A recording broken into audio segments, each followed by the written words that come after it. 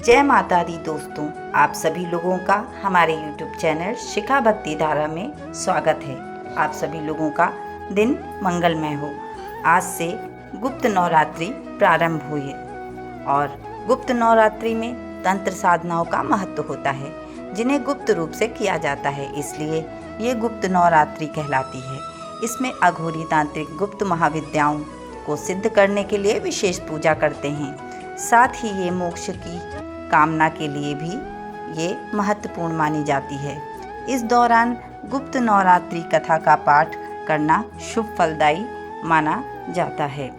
गुप्त नवरात्रि में आज हम आपको अपने इस वीडियो में गुप्त नवरात्रि के महत्व के साथ माता की व्रत कथा का श्रवण कराएंगे।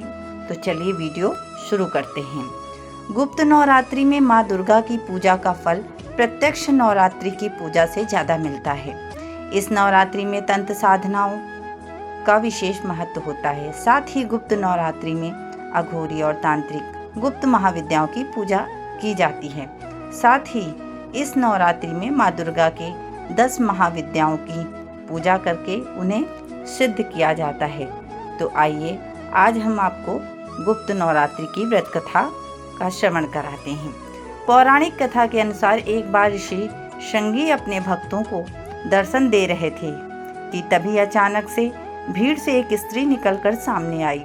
उस स्त्री ने ऋषि शृंगी से कहा कि मेरे पति हमेशा गलत कामों में से घिरे रहते हैं, जिस वजह से मैं ना तो पूजा पाठ कर पाती हूँ और ना ही धर्म और भक्ति से जुड़ा कोई कार्य कर पाती हूँ, लेकिन मैं माँ दुर्गा की उपासना करना चाहती हूँ।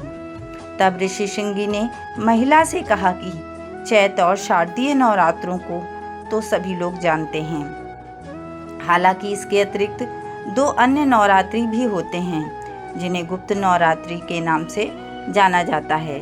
ऋषि ने स्त्री को बताया कि जहाँ प्रकट नवरात्रों में 9 देवियों की उपासना की जाती है, तो वहीं गुप्त नवरात्रों में 10 महाविद्याओं की साधना किए जाने का विधान है।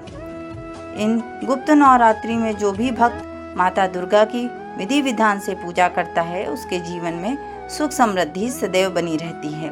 ऋषि शृंगी आगे कहते हैं कि लोभी, कामी, मांसाहारी और पूजा पाठ ना करने वाला भी यदि गुप्त नवरात्रि में माता की विधि विधान से पूजा करता है, तो उसे भी इस जीवन में कुछ करने की जरूरत नहीं होती।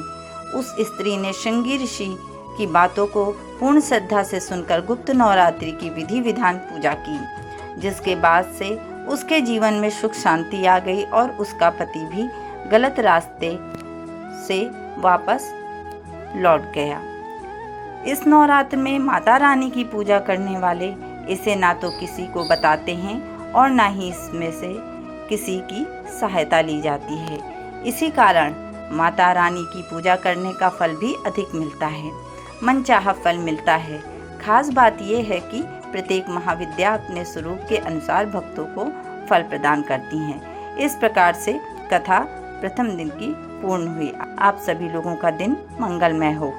इस प्रकार से वीडियो में दी गई जानकारी आपको अच्छी लगी हो, वीडियो पसंद आया हो, तो प्लीज़ लाइक करें, शेयर करें व सब्सक्राइब करें। जय माता दी।